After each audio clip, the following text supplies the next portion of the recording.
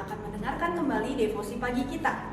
Nah, sebelum kita memulai devosi pagi kita, Miss Marta mau coba anak-anak siapkan posisi duduk yang nyaman, yang tegak, dan gak ada yang tidur-tiduran ya sambil mendengarkan devosi ini.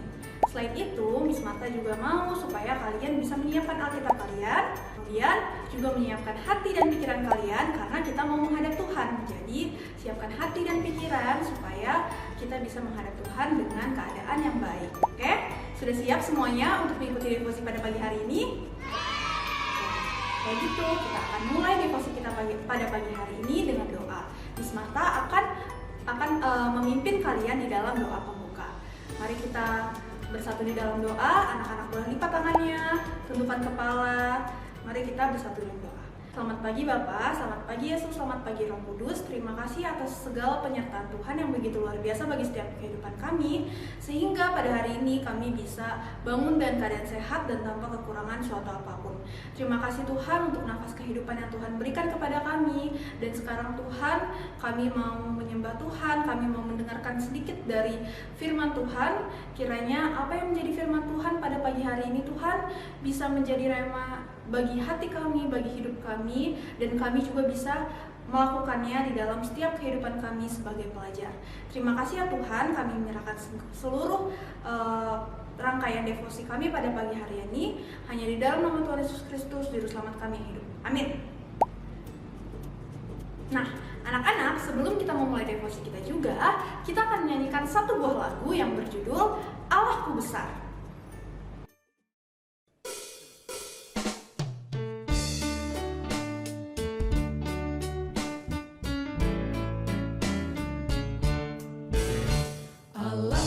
Besar, kuat dan perkasa, tiada yang mustahil baginya. Oh oh, Allahku besar, kuat dan perkasa, tiada yang mustahil baginya. Oh oh, gunung miliknya, sungai miliknya, bintang-bintang ciptaannya.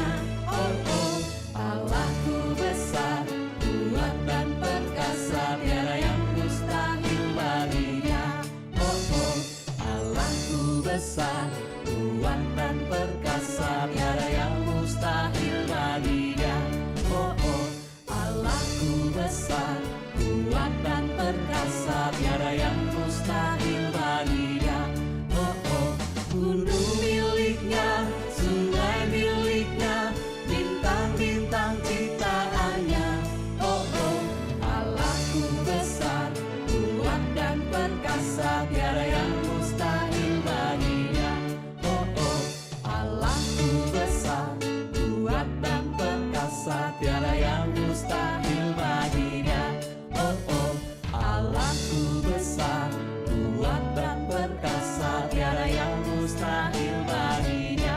Oh oh, gunung miliknya, sungai miliknya, bintang-bintang ciptaannya.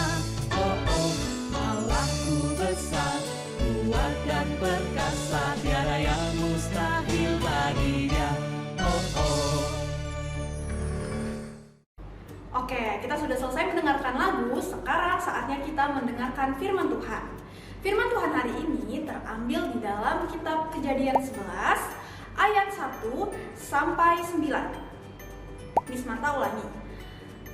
Firman Tuhan hari ini terambil di dalam Kejadian 11 ayat 1 sampai 9. Kejadian itu ada di Perjanjian Lama. Dia paling awal. Oke, Kejadian 11 ayat 1 sampai 9. Kita akan membacanya secara berbareng-barengan ya. Miss Marta akan membaca dari sini, anak-anak akan membaca dari rumah. Demikianlah firman Tuhan. Kejadian 11 ayat 1 sampai 9. Adapun seluruh bumi satu bahasanya dan satu logatnya. Maka berangkatlah mereka ke sebelah timur dan menjumpai tanah datar di tanah Sine. Lalu menetapkan mereka di sana. Mereka berkata seorang kepada yang lain, marilah kita membuat batu bata dan membakarnya baik-baik. Lalu bata itulah dipakai mereka sebagai batu dan tergala-gala sebagai tanah liat. Juga kata mereka, marilah kita dirikan bagi kita sebuah kota dengan sebuah menara yang puncaknya sampai ke langit, dan marilah kita cari nama, supaya kita jangan terserak ke seluruh bumi. digunakan untuk melihat kota dan menara yang didirikan oleh anak-anak manusia itu. Dan ia berfirman, mereka ini satu bangsa dengan satu bahasa untuk semuanya. Ini barulah permulaan usaha mereka. Mulai dari sekarang, apapun juga yang mereka rencanakan, tidak ada yang tidak akan dapat terlaksana. Baiklah kita turun dan mengacau balaukan di sana bahasa mereka, sehingga mereka tidak mengerti lagi bahasa masing-masing. Demikianlah mereka diserahkan Tuhan dari situ ke seluruh bumi, dan mereka berhenti mendirikan kota itu. Itulah sebabnya sampai sekarang nama kota itu disebut Babel, karena disitulah dikacau balaukan Tuhan bahasa seluruh bumi, dan dari situlah mereka diserahkan Tuhan ke seluruh bumi. Demikianlah pembacaan firman Tuhan kita pada pagi hari ini. Nah, sebelum kita ke inti firman Tuhan, Miss Marta mau nanya satu pertanyaan. Kira-kira anak-anak di sini adakah yang memiliki handphone atau ponsel pribadi? Ada ya. Mungkin banyak dari kita sekarang sudah punya nih ponsel pribadi, apalagi semenjak sekolah online setahun yang lalu. Mungkin kita difasilitasi handphone atau ponsel bersama orang tua kita, gitu ya. Nah, tapi apakah anak-anak bisa menggunakan ponsel tersebut dengan bijak? Anak-anak bisa menjawabnya di hati anak-anak masing-masing ya. Kalau misalkan apakah anak-anak menggunakan ponsel anak-anak untuk bermain hanya untuk bermain game sampai lupa waktu, atau anak-anak menggunakan ponsel anak-anak untuk bermain medsos ya, seperti Facebook, Instagram, ataupun TikTok bahkan. Nah, anak-anak bisa jawab pertanyaan Miss di dalam hati masing-masing. Apakah anak-anak mulai kecanduan dengan media sosial, dengan adanya games, ataupun dengan teknologi yang ada di depan anak-anak sekarang? Semoga anak-anak tidak kecanduan ya. Hanya saja firman Tuhan kita pada pagi hari ini yang terambil di dalam Kejadian 11 itu mengingatkan kita kembali kalau sebenarnya Tuhan itu tidak melarang kita untuk mengembangkan teknologi yang ada di depan kita. Tuhan nggak pernah melarang kita untuk membatasi diri kita dengan teknologi. Tidak ya. Tetapi justru Kejadian 11 ini mengingatkan kita kalau Tuhan justru menyuruh kita, memerintahkan kita untuk mengembangkan teknologi itu sendiri. Gitu. Jadi Tuhan nggak pernah membatasi kita dengan teknologi yang ada di depan kita, tetapi Tuhan justru memerintahkan kita untuk mengembangkan teknologi tersebut.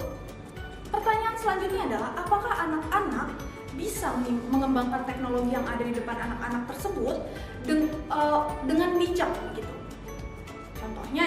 Contohnya tadi seperti yang udah Miss Marta sampaikan, kalau misalkan salah satu contoh bahwa anak-anak tidak mampu mengontrol teknologi yang ada di depan anak-anak itu adalah dengan anak-anak kecanduan games, mungkin kecanduan media sosial, sehingga anak-anak tidak bisa berhenti untuk scrolling atau untuk bermain games gitu. Sampai anak-anak lupa waktu, lupa makan, lupa mengerjakan tugas, lupa membantu orang tua bahkan, karena anak-anak sibuk dengan handphone anak-anak tersebut. Karena kan kita tahu ya, satu handphone yang kecil itu saja tuh bisa menyibukkan kita dengan berbagai hal gitu. Nah, kitab Kejadian 11 yang tadi kita baca itu mengingatkan kita kembali supaya kita bisa bijak-bijak menggunakan teknologi yang ada di depan kita, supaya kita tidak bisa diatur oleh teknologi, melainkan kitalah yang mengatur teknologi yang di depan kita. Dengan cara apa, Miss? Dengan cara kita meminimalisir atau kita mengatur diri kita. Misalkan anak-anak hanya mau bermain games ketika weekend saja, itu pun tidak seharian full, tetapi ia maksimal 1 atau 2 jam begitu. Anak-anak punya komitmen pribadi, punya keinginan pribadi untuk tidak bermain games terlalu lama gitu. Itulah salah satu contoh bagaimana anak-anak bisa mengontrol diri anak-anak supaya tidak kecanduan games atau kecanduan dengan media sosial lainnya. Itu ya. Karena sekali lagi Tuhan tidak pernah melarang kita untuk menggunakan teknologi, tapi Tuhan menyuruh kita untuk mengembangkan teknologi tersebut. Dengan cara apa tadi? Dengan cara pertama, kita bisa membatasi diri kita dengan teknologi tersebut, dengan cara kita bisa mengontrol diri kita di dalam penggunaan teknologi tersebut sehari-hari, dan juga yang kedua adalah dengan cara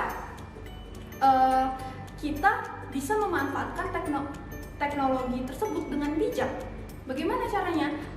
Caranya adalah supaya anak-anak bisa menggunakan teknologi tersebut ya hanya untuk kepentingan pengembangan potensi yang ada di dalam diri anak-anak gitu. Jadi untuk belajar, untuk mendukung anak-anak di dalam sekolah online ya, di dalam mencari informasi-informasi penting yang ada di seluruh dunia. Nah, anak-anak bisa menggunakan teknologi atau internet untuk kepentingan-kepentingan yang memang bisa menguntungkan dan mengembangkan potensi anak-anak gitu. Dengan begitu, anak-anak sudah terlibat dalam perintah Tuhan tadi. Anak-anak berarti sudah menurut perintah Tuhan, yaitu untuk mengembangkan teknologi itu sendiri. Gitu. Jadi demikianlah devosi kita pada pagi hari ini. Semoga harapannya Miss berharap anak-anak bisa lebih bijak lagi di dalam menggunakan teknologi yang ada di depan anak-anak sekarang. Bisa lebih bijak lagi mengatur waktu ya, supaya kita tidak bisa diatur oleh teknologi, melainkan kita lah yang mengatur teknologi. Gitu. Kalau begitu, kita tutup devosi kita pada pagi hari ini dengan doa. Miss Marta akan menutup devosi kita pada pagi hari ini dengan doa. Mari kita bersatu di dalam doa. Anak-anak boleh lipat tangan, tutup mata, dan juga tundukkan kepalanya. Mari kita bersatu di dalam doa. Ya Tuhan Yesus yang baik, terima kasih karena Tuhan telah membantu kami, dan terima kasih karena Tuhan telah menyertai kami sampai kepada akhir devosi kami pada pagi hari ini. Sekarang kami Tuhan diingatkan kembali tentang bagaimana kami harus bijak menggunakan teknologi yang ada di depan kami. Bantulah kami Tuhan supaya kami tidak diatur oleh teknologi, melainkan kami bisa mengatur diri kami di dalam penggunaan teknologi setiap harinya. Kira Tuhan memberkati kami, memberkati setiap pembelajaran kami juga pada hari ini Tuhan, supaya kami bisa mengikuti pembelajaran hari ini dengan baik, dengan benar, dengan rasa syukur, dan juga pembelajaran hari ini dan devosi hari ini bisa bermakna dan bermanfaat bagi kehidupan kami. Terima kasih ya Tuhan, kami tutup devosi kami pada hari ini. Terima kasih hanya di dalam nama Tuhan Yesus Kristus, Juru Selamat kami yang hidup. Amin. Oke anak-anak, kalau gitu selesai devosi kita pada pagi hari ini. Selamat belajar untuk hari ini. God bless you.